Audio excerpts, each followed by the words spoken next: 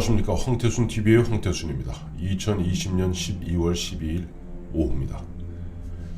오늘 조국 씨가 페이스북에 또 입이 간질간질한지 한글 올렸습니다.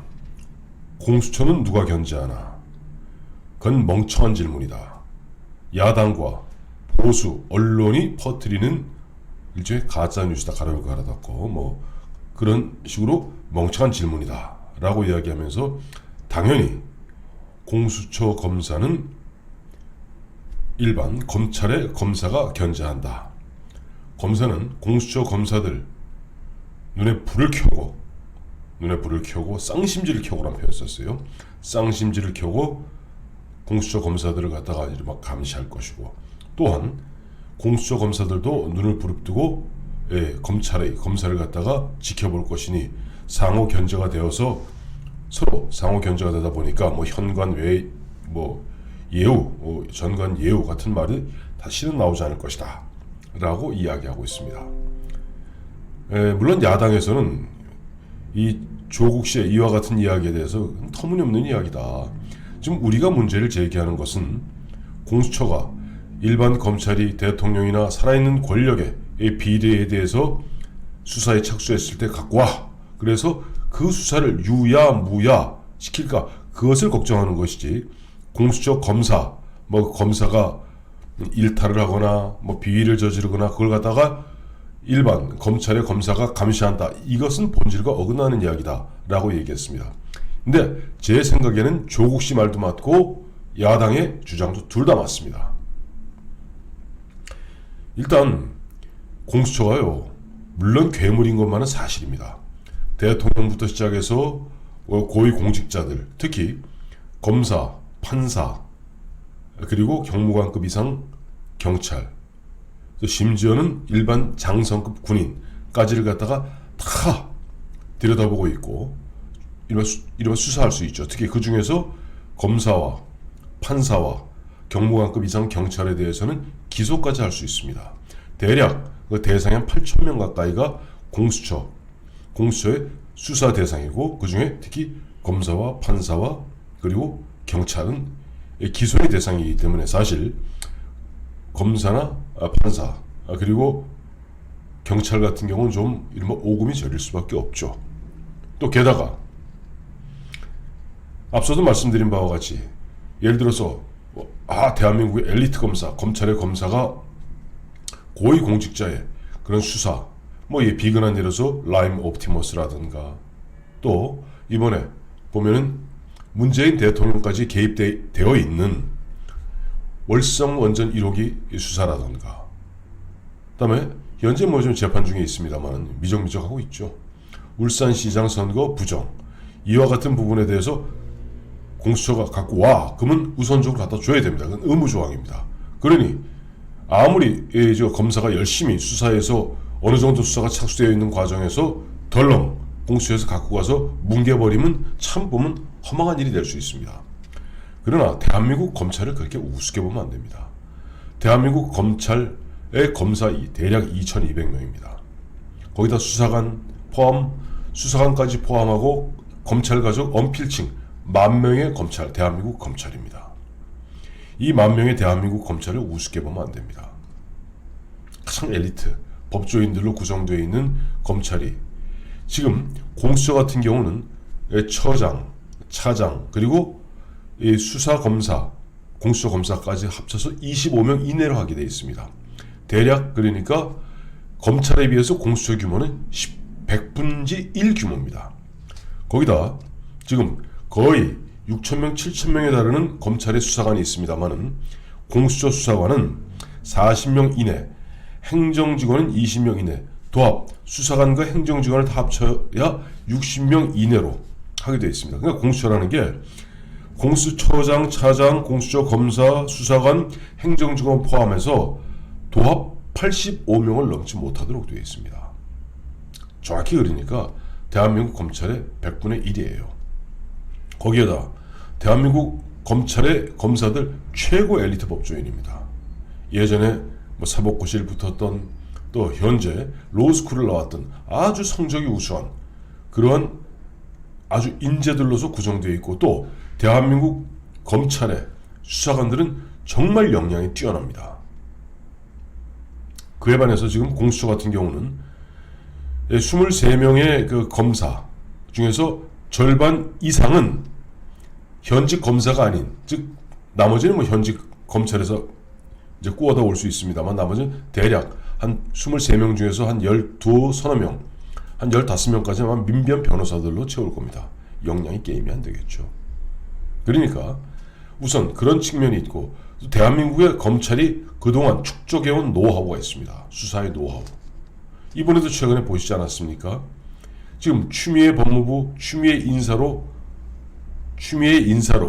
아주 요직을 맡았던 그러한 그 요직에 배치된 그 검사들이 특수수사 경험이 없기 때문에 계속 헛발질하고 계속 실수하는 모습을 여러분들은 보고 계십니다.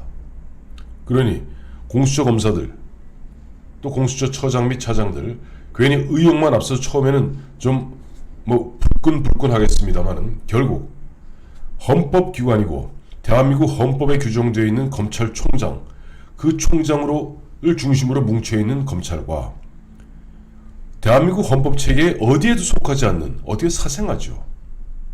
정확히 예전에 홍익표 의원이 이야기한, 민주당 홍익표 의원이 이야기한 걸 그대로 빌자면 이제 귀태입니다. 태어나서는 안 될 귀신의 자손이죠.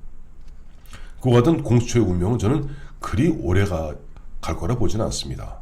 우선 공수처장도 마찬가지고 차장도 마찬가지고, 아니 뭐 예를 들어서 윤석열 검찰총장이 총장 되기 전에 서울중앙지검장 당시에 문재인 대통령과 얼마나 호흡이 잘 맞았습니까?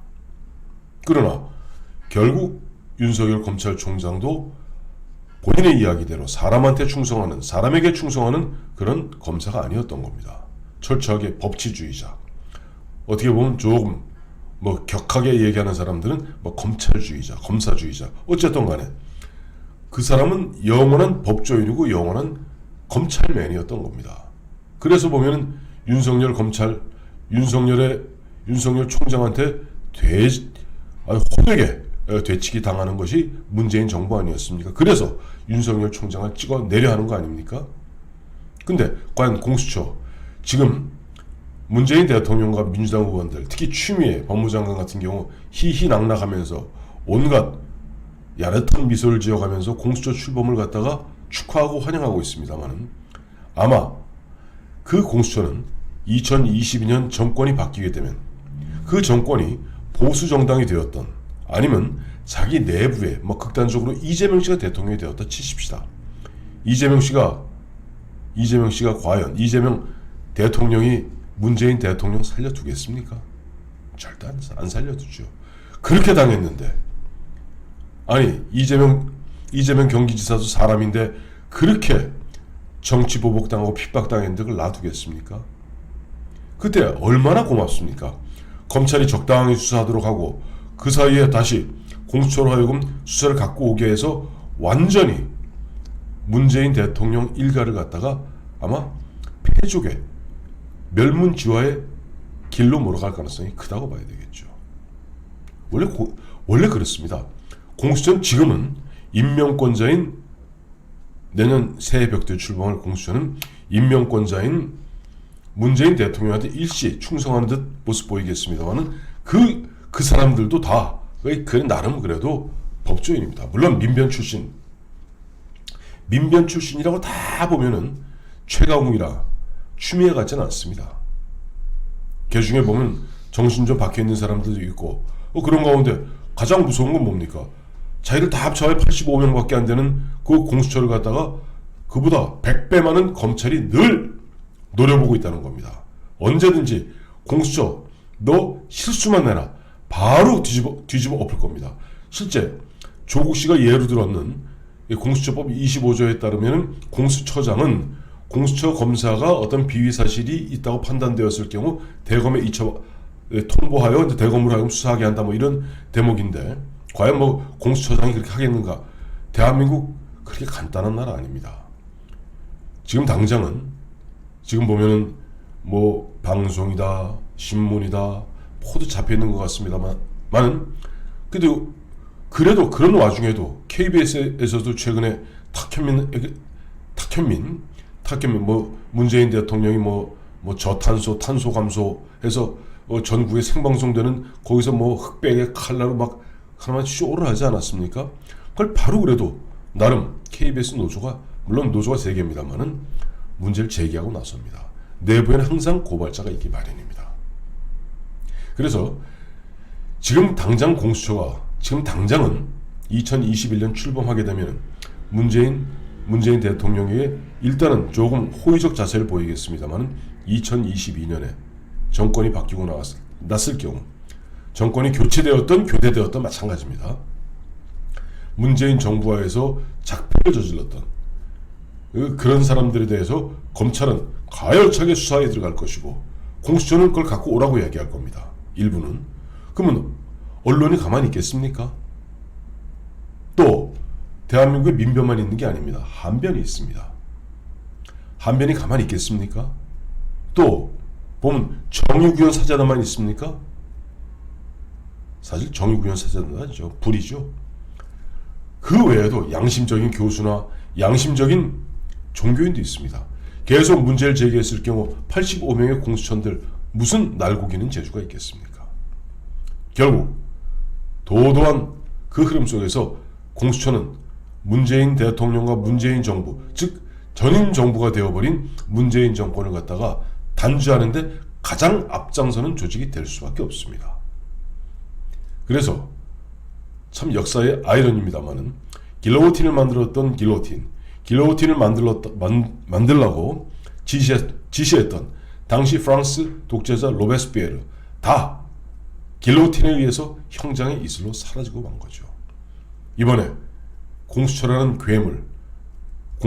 괴물입니다만 그 괴물은 허약하기 짝이 없는 괴물입니다.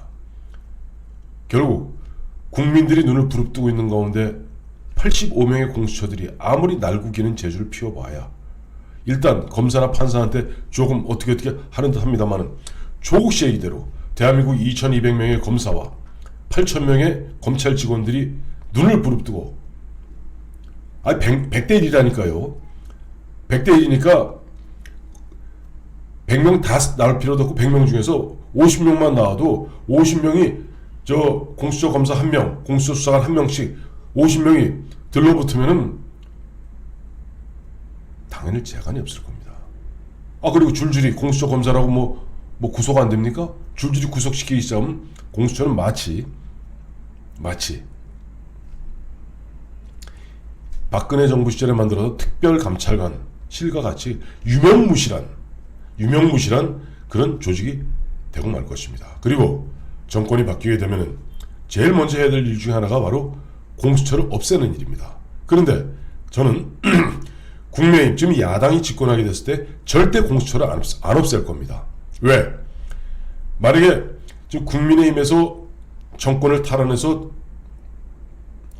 어느 누가 대통령이 되면 그 대통령 입장에서는 공수처라는 자기 비서조직 같은, 자기 어떻게 보면 암행어사 같은 조직을 활용해서 검찰과 법원을 갖다가 이른바 견제하고 때로는 길들일 수 있거든요.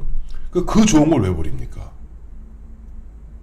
결국 공수처, 지금 우리가 지나치게 과도하게 사실은 공포를 갖고 있습니다만은 오늘 조국 씨가 답을 준 대로 바로 대한민국 1만 명의 검사와 검찰 수사관, 검찰 가족이 85명의 공수처 일거수일투족을 감시하고 있고 그 외에도 언론이라던가 그 수많은 변호사단체, 시민사회단체가 늘 감시하고 있기 때문에 공수처 그렇게 큰 괴물은 못 됩니다. 더욱이 보수정당이 정권을 갖다가 되찾아왔을 때 그걸 없애야 될 텐데 아마 없애지 않고 계속 활용하면서 그를 통해서 전임 정부인 문재인 정부를 단죄하는 도구, 칼로 쓸 테니 참 인생의 아이러니죠. 감사합니다.